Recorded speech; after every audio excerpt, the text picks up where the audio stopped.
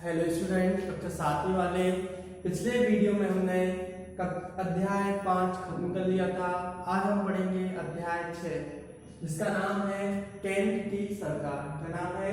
Kent की सरकार। ठीक है, तो हमारे भारत देश में जो केंद्र की सरकार है हम उसके बारे में अध्ययन करेंगे। ठीक है, तो हमारा जो भारत है वह क्या है? राज्यों तथा केंद्र शासित का प्रदेश है। तो हमारे भारत में कितने राज्य हैं? 28 राज्य और 9 केंद्र शासित प्रदेश हैं।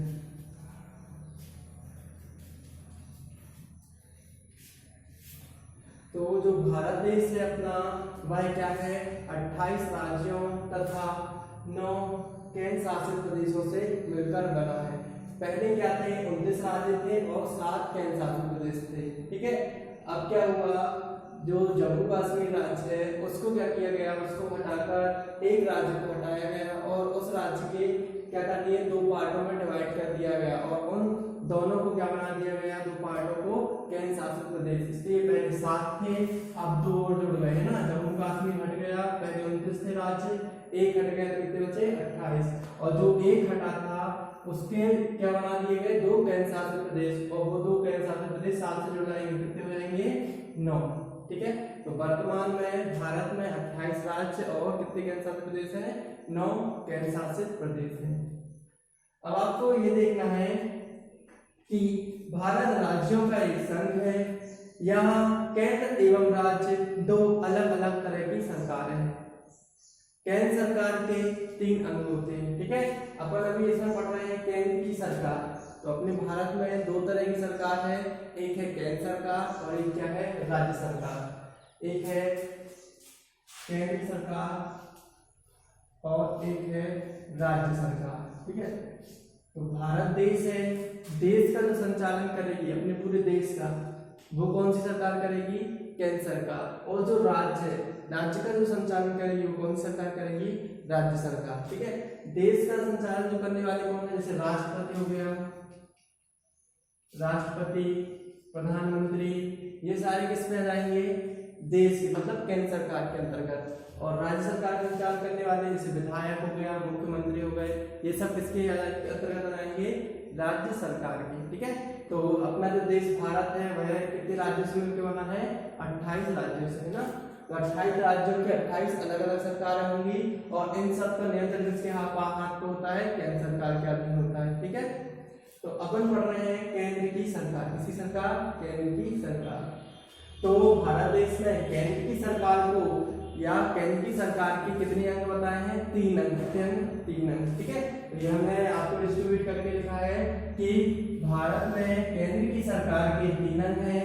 पहला है व्यवस्थापिका, दूसरा है कार्यपालिका और तीसरा क्या है? न्यायपालिका। एक एक करके आप समझेंगे। व्यवस्थापिका क्या है? इसे सांसद भी कहा जाता है ना, संसद।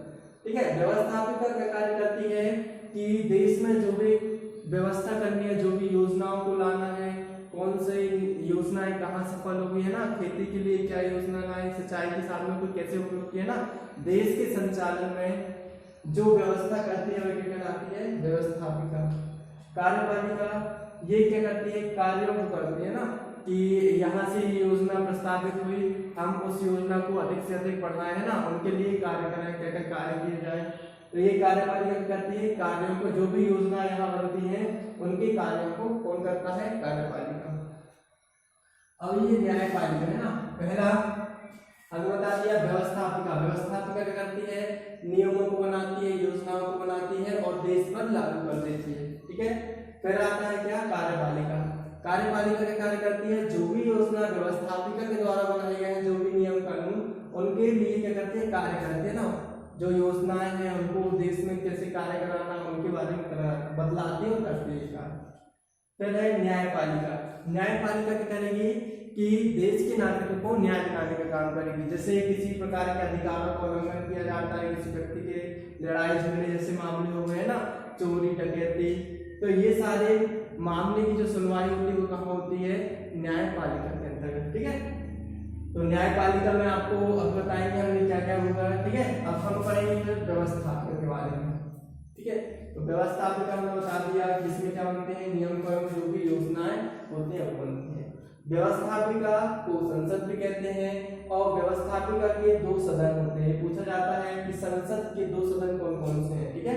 तो व्यवस्थापिका आगे चल के 2 भागों में डिवाइड हो जाती है, एक होती है लोकसभा और एक क्या होती है, राज्यसभा। इनके बारे में हम डिटेल में पढ़ेंगे अभी।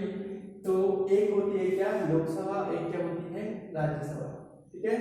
अब यहाँ देखो कार्यपालिका, कार्यपालिका हमने बताया कि जो एक मंत्री परिषद रहती है, कार्यपालिका जो रहती है, कार्यपालिका किसके द्वारा कार्य करती है, मंत्री परिषद, मतलब एक मंत्री को समूह रहता है वहाँ पर और मंत्रियों की सलाह से ही देश में जो भी योजनाओं के लिए कार्य किए जाते हैं वो किसके आधार पर किए जाते हैं, मंत्रियों की सलाह के आधार पर। इसके अंतर्गत प्रधानमंत्री, मुख्यमंत्री, विधायक है ना, ये सारे आ जाते हैं। न्यायपालिका, यदि किसी प्रकार का न्याय चाहिए हो तो हम क्या करते हैं, सुप्रीम कोर्ट जाते हैं या हाई कोर्ट में जा सकते हैं और जिला कोर्ट में, है ना। ये क्या है, न्यायालय, क्या है, न्यायालय, जो हमें न्याय दिलाने का काम करते हैं। तो सुप्रीम कोर्ट क्या होता है, यह देश का एक कोर्ट होता है, ठीक है। सुप्रीम कोर्ट क्या होता है, ओनली देश का एकमात्र कोर्ट है जो कहाँ पर है, नई दिल्ली में है। ये सबसे बड़ा कोर्ट होता है, सबसे बड़ा न्यायालय भी कहते हैं इसको। फिर इसके बाद क्या आता है, ये देश में एक ही जगह होता है सुप्रीम कोर्ट, ठीक है। सुप्रीम कोर्ट क्या होता है, देश में एक ही जगह है। अपने भारत में जो सुप्रीम कोर्ट है वह केवल दिल्ली में है। अब सुप्रीम कोर्ट के बाद आते हैं, हर जिलों में क्या रहते हैं, हाई कोर्ट, है ना। हाई कोर्ट जो रहते हैं हर राज्यों में रहते हैं, हर राज्यों मतलब से 28 राज्य हैं, 28 राज्यों में से केवल अभी हाई कोर्टों की संख्या केवल कितनी है, 24, ठीक है। 28 राज्यों में ओनली 24 राज्यों में बस हाई कोर्ट की स्थापना की है। तो इसके बाद आता है जिला न्यायालय, ठीक है। जो जिले में जो भी झगड़े, लड़ाई झगड़े या हत्या संबंधी मामले रहते हैं वहां की सुनवाई कौन करता है, जिला न्यायालय। तो ये आपको अभी बाद में पढ़ना है, अभी अपन पढ़ेंगे केवल इनके बारे में, ठीक है। वो हमने बता दिया कि केंद्र सरकार के 3 अंग हैं। पूछा जाता है एक क्वेश्चन, केंद्र सरकार के कितने अंग होते हैं, तो केंद्र सरकार के 3 अंग होते हैं, व्यवस्थापिका, कार्यपालिका और न्यायपालिका। व्यवस्थापिका के 2 अंग होते हैं, लोकसभा और राज्यसभा। कार्यपालिका मंत्रिपरिषद कहलाती है और न्यायपालिका क्या कहलाते हैं, एक न्यायालय होते हैं जहाँ पर न्यायालय मतलब होता है जहाँ पर किसी प्रकार की समस्या आ जाती है तो अपन वहाँ पर जाके न्याय की मांग कर सकते हैं। अब आपने यहाँ देखना बताया व्यवस्थापिका के 2 अंग है ना, एक क्या है, लोकसभा और एक क्या है, राज्यसभा। अब लोकसभा क्या होती है और राज्यसभा क्या होती है, इसके बारे में देख लेते हैं। तो लोकसभा जो होती है ये क्या होता है, निम्न सदन होता है, क्या होता है, निम्न सदन। और राज्यसभा जो होती है ये क्या होता है, उच्च सदन। मतलब ये जो होती है राज्यसभा, ये किसके द्वारा चुनी जाती है, इसमें जो होता है राष्ट्रपति और प्रधानमंत्री के जब चुनाव होते हैं तो उनके द्वारा जो प्रतिनिधि चुन के लाए जाते हैं वो किसके द्वारा होता है, राज्यसभा के द्वारा। आपको इनको अलग अलग बता दे रहे हैं। और इनके चुनने के लिए लोकसभा में जो व्यक्ति चुने जाते हैं, जो भी प्रतिनिधि चुने जाते हैं वो किस माध्यम से चुने जाते हैं, ठीक है। और राज्यसभा में जो प्रतिनिधि चुने जाते हैं उनकी आयु क्या होती है, क्या क्या शर्तें होती हैं उनको चुने जाने की, आपको देखना है इसके बारे में।